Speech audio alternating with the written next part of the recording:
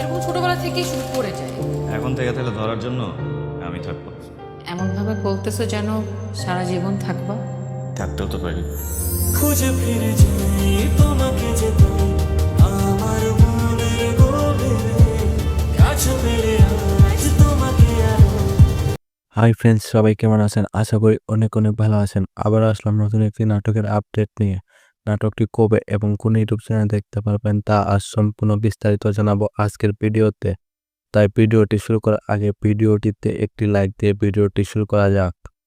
প্রিয় দর্শক, নাটকটিতে অভিনয় করেছে জনপ্রিয় অভিনেতা ইয়াশ রোহান, সাদিয়া আইমান সহ আর অনেকেই।